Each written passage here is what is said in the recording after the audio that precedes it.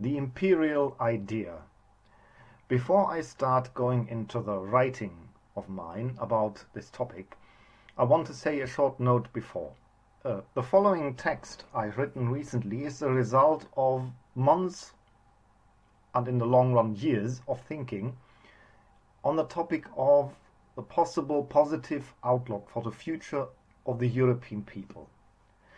As such, it is of course just a concept, and it will in some parts, I assume, create irritation, but I'm absolutely serious about the suggestion, despite the, in some ways, extreme concepts behind it. It is just a sort of brainstorming I'm putting out, and I hope you find the thought process interesting. Thank you. The Imperial Idea. A human being desires four things: security, prosperity, justice, and liberty. All human desires can be traced back to these, and these four are the four cornerstones upon which all successful society is based, and each one, if crumbling, can drag down the entire building of a society to fall. Now, what do they mean? Security is the desire to live without fear of violence. We know that aggression and violence are a natural part of the human condition. None of us can truly ever banish them. None of us is so pure as to be entirely without it. There will always be those who desire to rob others of their fruits of labor, to demean and tread on others just for the sake of their own cruelty. No amount of enlightenment, wise teaching, and kindness can ever truly get rid of these, and as such the creation of security is the first and foremost hallmark of any society or political system.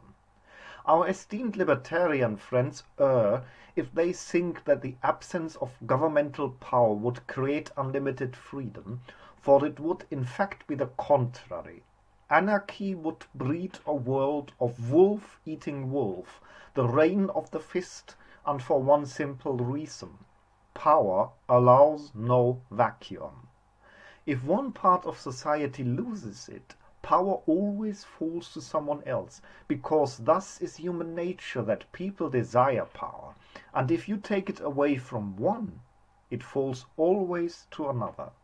So if the government would be castrated in their power, it is not how the libertarians in their idealism think, that all people would be equal and free, but other groups of society would take that place, and in our society it would be the absolute rule of the monetary class.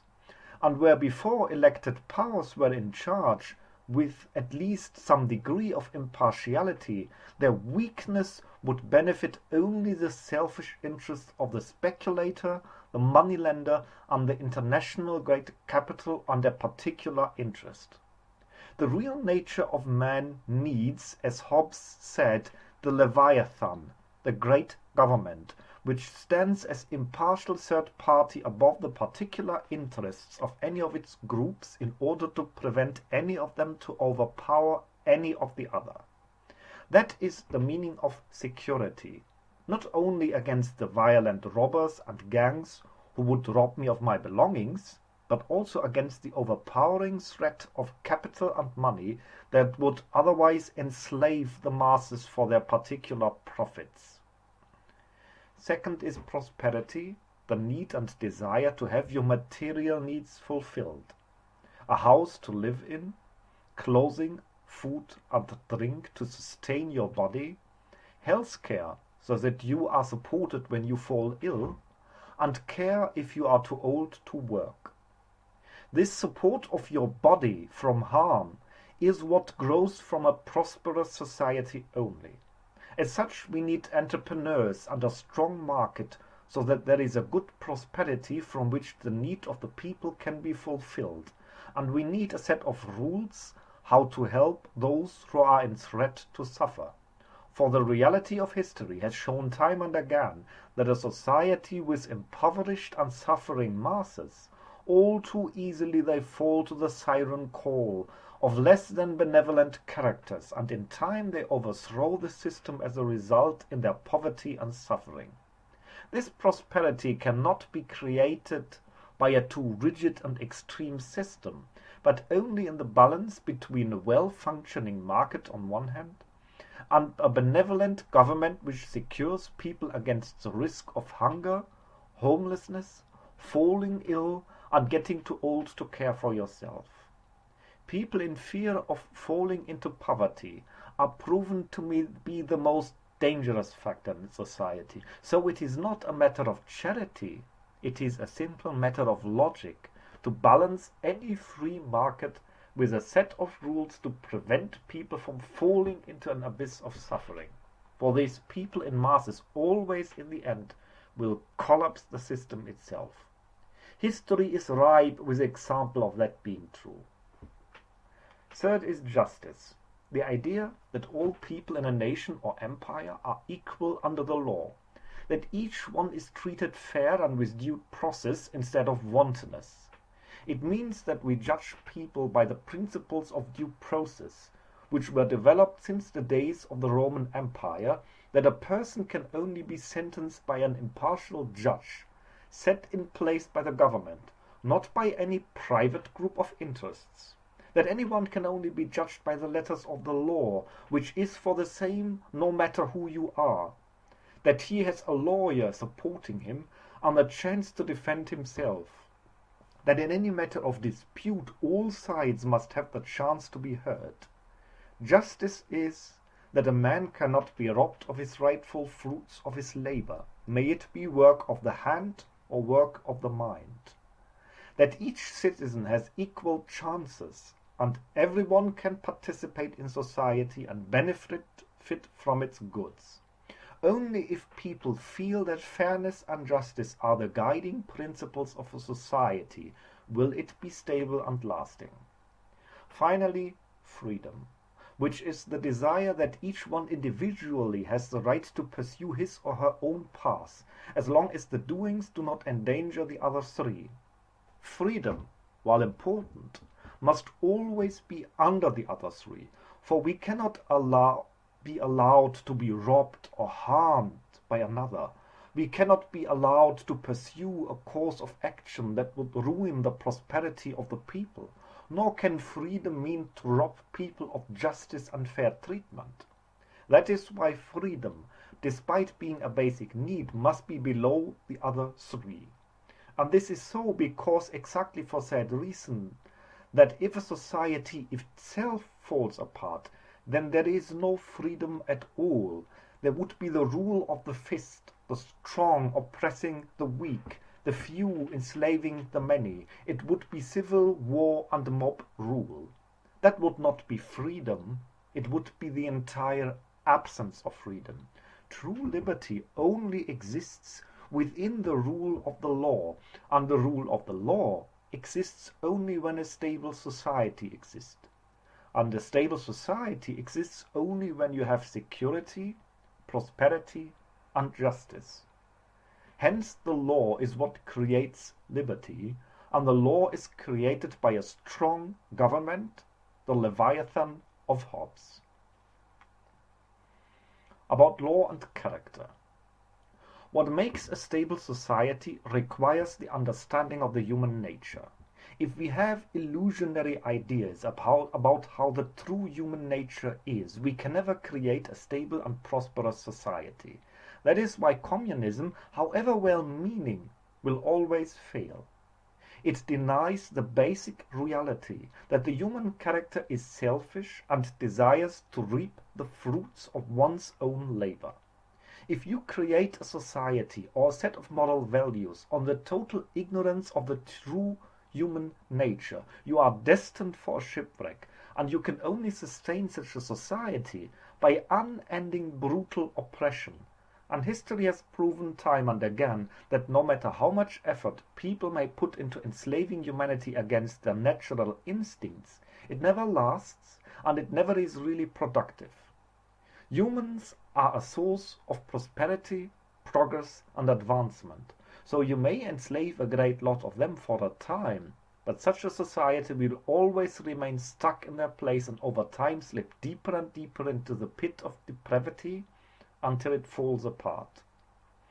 Taking in all citizens, giving all of them a place and a chance, is not a question of emotional or moral principles. It is a logical need for any society which wants to endure the test of time. Now, since this is so, you need to have two things: good laws and people of good character.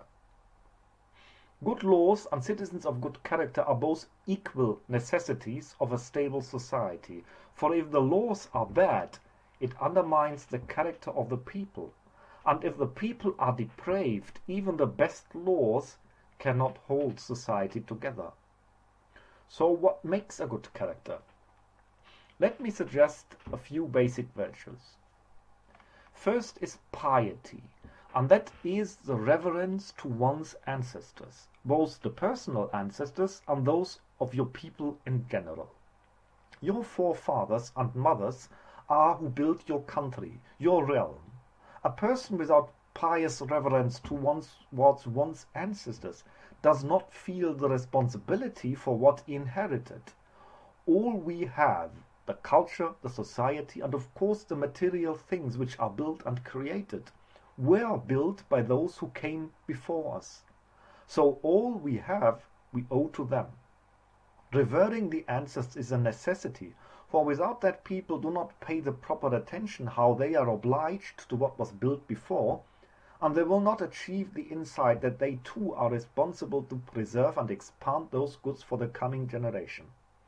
We humans live in a line from the past to the future. We inherit society and culture, we are indebted to the past, and we owe its preservation to our children. Only a person being aware of this twofold duty will act responsibly. Thus piety in revering one's ancestors and their work is needed to achieve a good character. Second comes loyalty.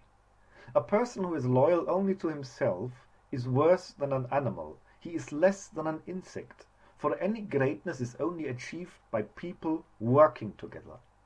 As great as an individual may be, he is nothing and achieves nothing without others. Thus we need to be loyal and faithful to our fellow citizens, to our common ideals, and to our country. If all people just fend for themselves, we fall into the civil war and live worse than cavemen.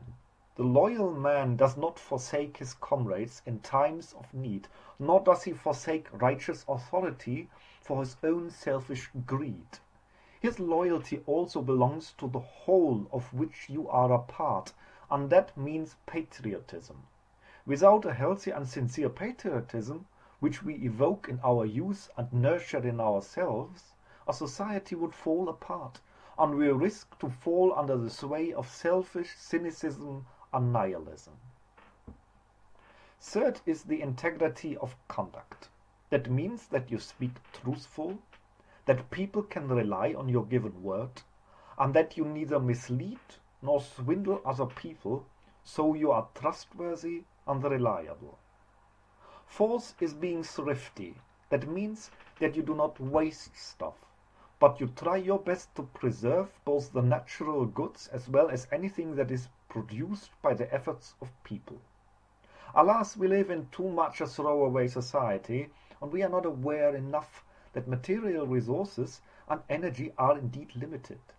Any material we use, any waste we throw mindlessly away, creates shortage and endangers the life of future generations, to which we need to preserve for them the world like we inherited it. Fifth and final, to train yourself in the discipline of good manners. It is very unfortunate that in our days more than ever the value of simple politeness is so neglected.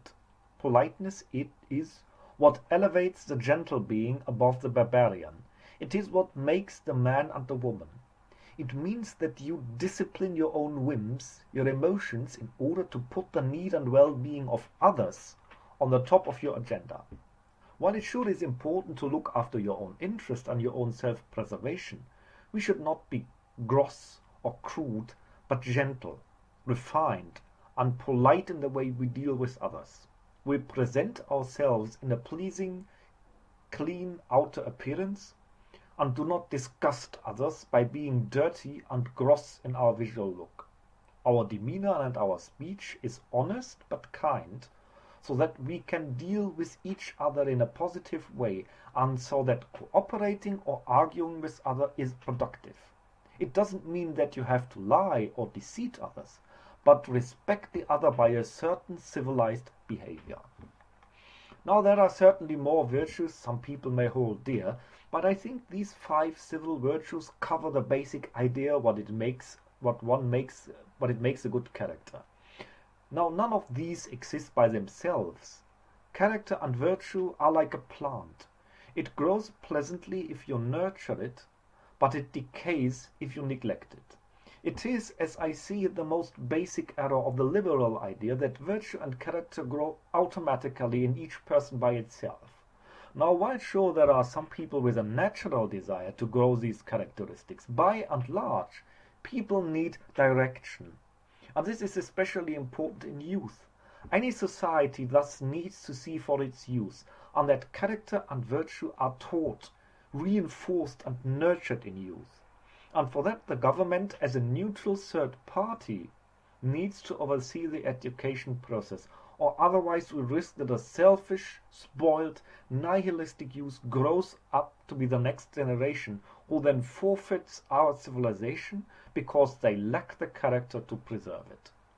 Civilization is no self-evident thing. It does not just always exist, like a natural thing. It is a living thing that needs constant support and care, and it requires people of character and virtue, for otherwise we lose it. The idea of the European Empire. Now, in our modern day, it has become clear that the ethnic homogeneous nation state is a thing of the past. Now, you may bemoan it or not, but wanting something impossible is like wishing for better weather. I'm addressing this first and foremost to the European people. It is true that the homogeneous nation state has served us well in its time, but that time is the past. We have no global connections due to internet and modern travel, global economy and global awareness. That doesn't mean that we cannot have a dominant ethnicity. All scientific research says that unlimited immigration into a state leads into chaos and anarchy. So of course we need to be very careful whom we let in and to what amount. Here only science and reason can be our guides. But it is also true that Europe needs cooperation, and in the final analysis it needs union. I have always regarded it as the great tragedy of Europe that the Roman Empire fell apart. Ever since, the people of Europe have been at wars with one another. Now that we are faced with a multitude of crises, none of which can truly be solved by independent nation-states of old. That is the reality of things. Now that what form and size of union in Europe should exist is entirely another question. To this, I suggest the Imperial Idea. Now, what is this idea? The model I take for this idea is the likeness of the Roman Empire, especially in the form of the late Republic and the early days of Emperor Augustus, where Rome flourished. Now, an empire does not necessarily require an emperor or a form of autocracy, since even as democracy and republic, Rome was an empire too. So let me present to you 3 cornerstones, which in my opinion constitute a good imperial idea. First, coherence. The empire must be focused to create a certain coherence in its citizens. For Rome that meant that every new people became Roman and was introduced into the Roman culture. So Gauls and Celts, Iberians and Greeks and all other people and cultures added to the empire were allowed to have their own identity, But the Roman identity was pulled over as a sort of meta-identity, so by and large through institutions and the following generations became Romanized. This integration was not a process of private random decisions. It was reinforced by institutions created by Rome: magistrates, schools, theatres, marketplaces, currency, language. It is the basic error of the current integration of immigrants just the same that we leave the question of integration to private decisions. This cannot continue. Our governments need to create a system that assures that all who immigrate into Europe are assimilated into the European identity, just like the Italians or Germans who immigrated into the USA did not forget their heritage, but they were assimilated into the melting pot of the meta-identity of the United States, reinforced through strong patriotism and transferred by public institutions. People who come to us must be forced to adhere to the basic ideas of our civilization. We cannot tolerate the import of foreign concepts of state, law and society which are anathema to ours. Second, identity.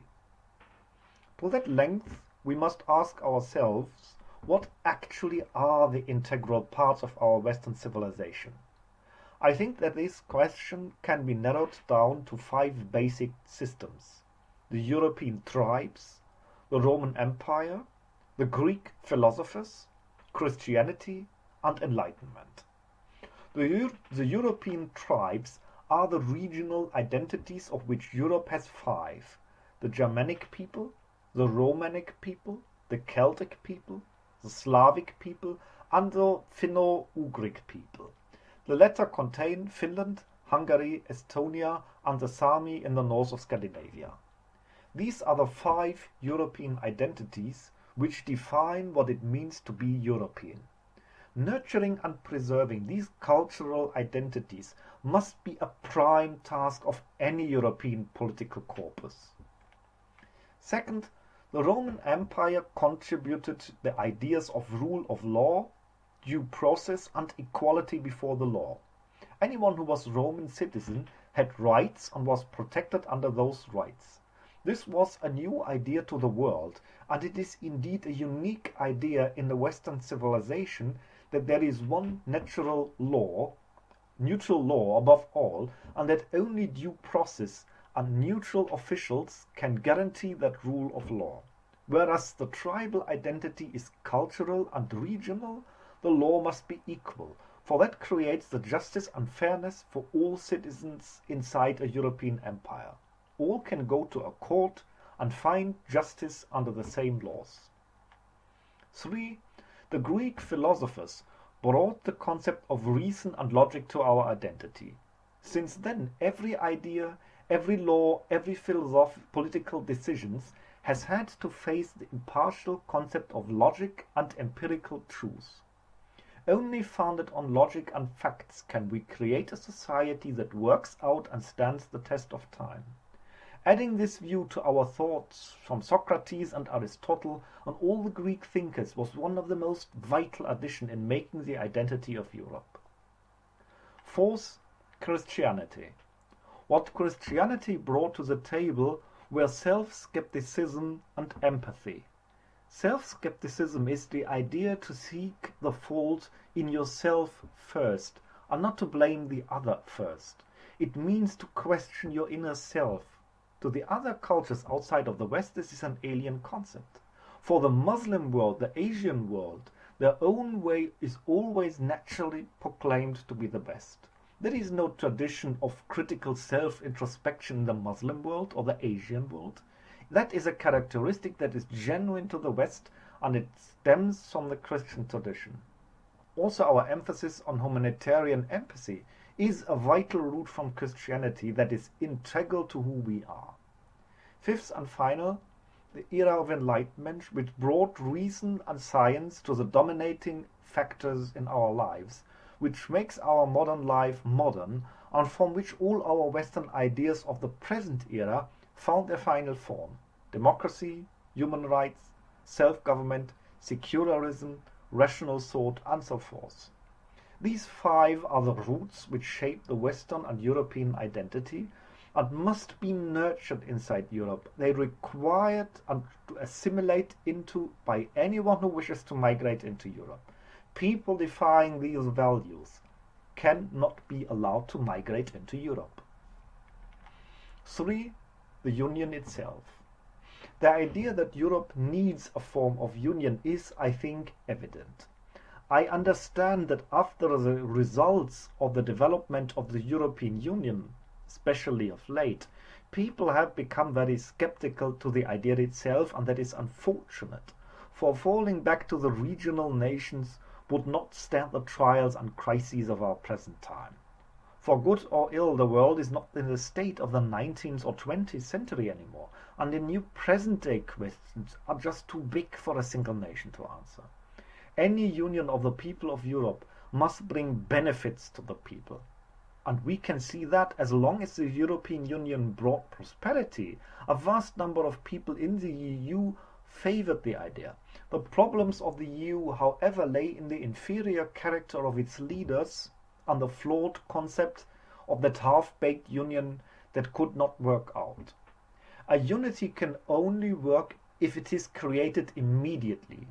So actually, the only way to create a meaningful and functioning European state would in fact be through a coup, when in one swift move a European empire is forced, the national governments and national elites are removed, and the new imperial European elite is created. It has to be done in one quick move before the regional powers have the chance to mobilize in their selfish interests. If you study the story how Augustus, the first emperor, came to power, you can see how that is done. There needs to be a brutal and fast move against anyone who can threaten the idea. If you drag the process out like currently in the European Union, there is always risk that regional elites defy them being taken powers away from them.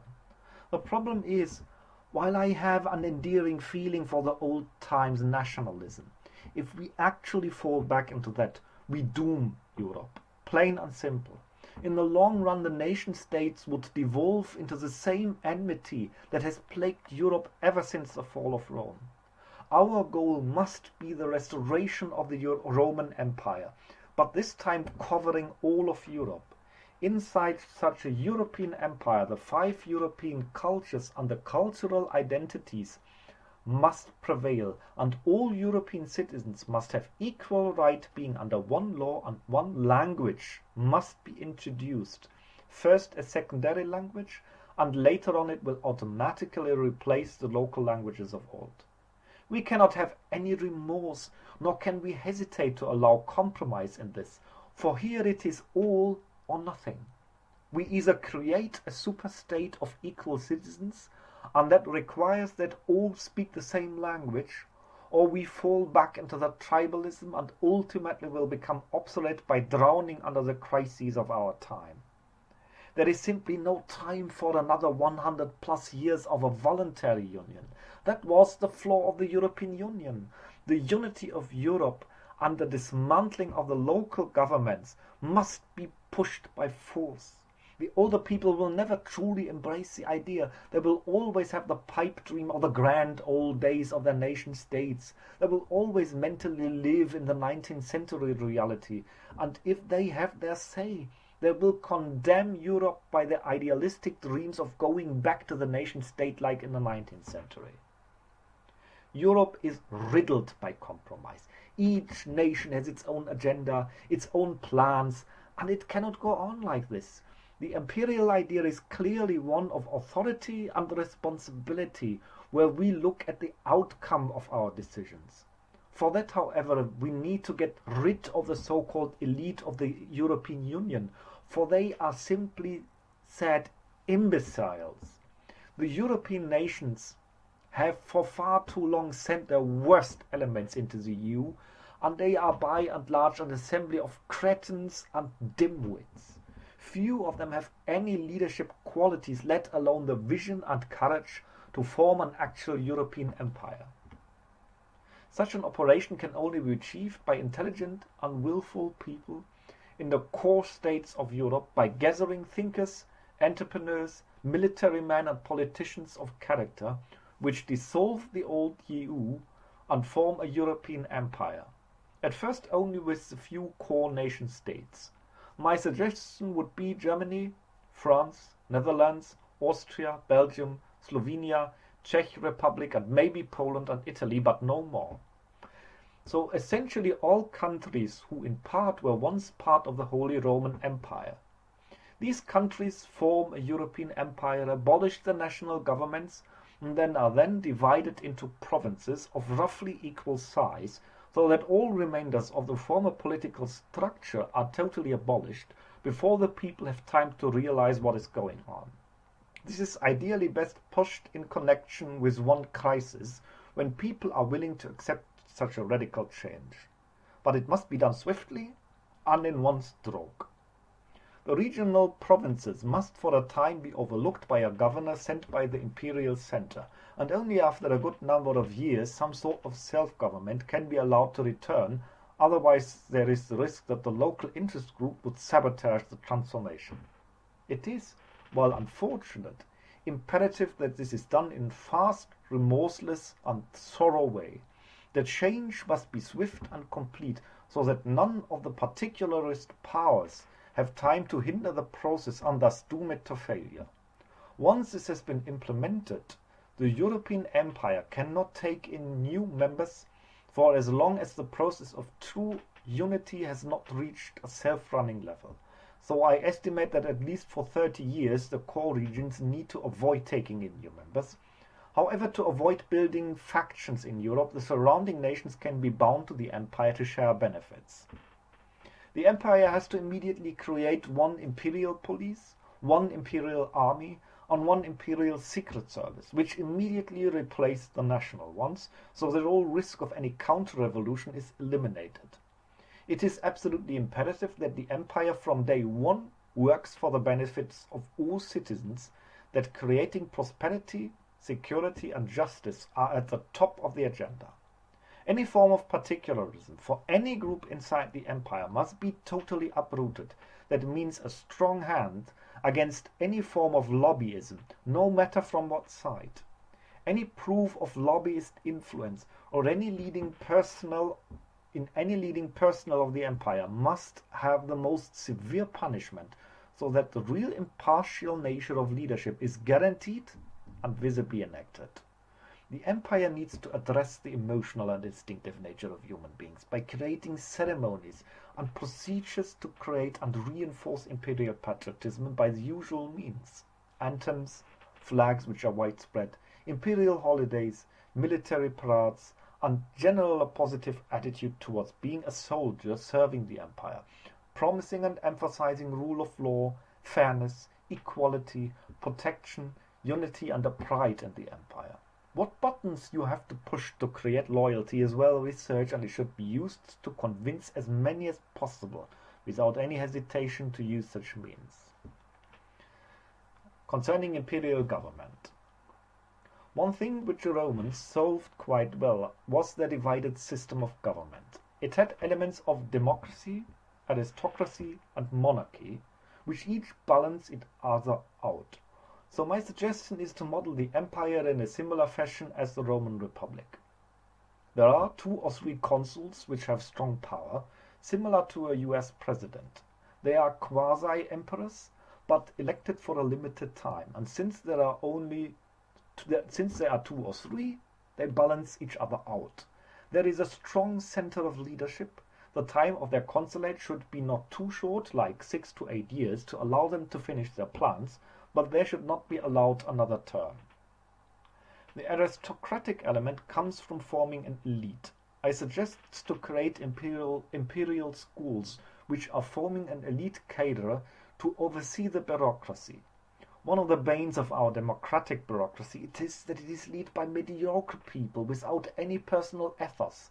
This imperial bureaucracy is led by people schooled in the imperial schools who were drilled with an elitist self-discipline similar to the Prussian mid-level aristocracy and the Roman knights. Only they can then be set into leading positions in the bureaucracy, Their ethos and schooling is an elevated identity which is vital for a functioning bureaucracy. To balance this, there is the Imperial Senate, where the provinces vote their representatives in, which balances the power of the consuls in the same way modern parliaments balance a president. In the long run, as soon as the imperial school elite is in place of the bureaucracy, the provinces can be allowed again a certain level of self-government to solve their regional affairs, but only after a thorough level of equal procedures from the empire have been established. The guiding principle of this empire is the creation and extension of the four needs: security, prosperity, justice, and freedom. In that order, there is to be as much freedom as possible, but never to the extent that the other needs are endangered. Ideologies who go against them must be outlawed, like communism or Islamism. And even under the guide of religion, people cannot be allowed to replace Western values, say by Sharia. That must be outlawed, as all religion must be a private matter. The empire emphasizes the Western idea of a strictly secular government. Any citizen, no matter of origin or background or any other identity, has a chance to be a someone in the empire. It abolishes all ethnic and other prejudice and only demands loyalty and internalization of its creed. People are united under one imperial patriotism and given equal chance if they assimilate into the European identity, which is based on the 5 roots: European tribes, Rome, Greece, Christianity, Enlightenment. The empire does not leave the cultural assimilation to private wish, but demands and tests it. No one who defies taking over the European identity can migrate into the empire. The empire creates institutions which spread, teach, and reinforce the common European identity through holidays, flags, parades, youth groups, history groups, and many other mechanics to root people in a strong patriotic common identity. For such positive events and heroic personalities of the regional history of the different ethnic people are remembered and celebrated as positive examples. Overall, the heroic cult of positive people of history and presence is suggested to counter the moral nihilism and relativism of the current era. There are, of course, some other ideas and outlines how a European empire can be created. In the long run, the European Empire, the new Roman Empire in fact, will assimilate all of Europe and also must control the border regions as backyard. North Africa and the Middle East must be brought into line. The European elites must understand that controlling these border regions is absolutely imperative. The Romans understood this well, and the Europeans must understand that in our times of crises and high mobility, we cannot leave the border regions of North Africa and the Middle East to themselves. The creation of protectorates in these regions is something I would highly advise, where middlemen under European control take over, but for the benefit of the people living there. We must create a level of stability which supersedes the need for democracy in those border regions. Better have these countries in North Africa and Arabia in a firm hand, which allows a slow creation of prosperity, than plunging these regions in chaos by trying to create a democratic liberal system, which can never work in those regions. It is for the people there better to have benevolent dictators under our sway than creating total anarchy by trying to import Western values where they don't belong. Creating a firm rule in those border regions is an imperative need for our European security. I am aware that the suggestion of a European empire as a Roman Empire reborn will create considerable controversy. Trust me that my suggestion is not to troll or mock you, but as a serious suggestion, and I see it as the only solution in our time. Only an imperial construct which creates a positive emotional common identity, who organizes the common identity through authority and strong government, can lead us out of the multitude of crises which we faced. I understand quite well how charming the idea of going back to the old nation-state feels, especially in our days of the many crises. But the challenges of the present and future cannot be solved by the answers of the past. The crises are too many and too widespread that one nation alone can ever hope to face it. And no slow process of unity can actually work. It has to be done with the one fast and deep cut. In a similar way as 1871, in one move the independent German states were united in one empire, so must the Central European nations now unite in one central and strong empire just the same. The creation of a new Rome, an empire that inspires and excites us, which brings us truly together in one common state, as I see it, is the answer for our European continent. To restore that one Roman Empire, which to lose was such a great tragedy for our history, and which began 1,500 years of constant wars. We all have a rendezvous with history, and we will restore the European Empire together, or separately drown in the flood of crises.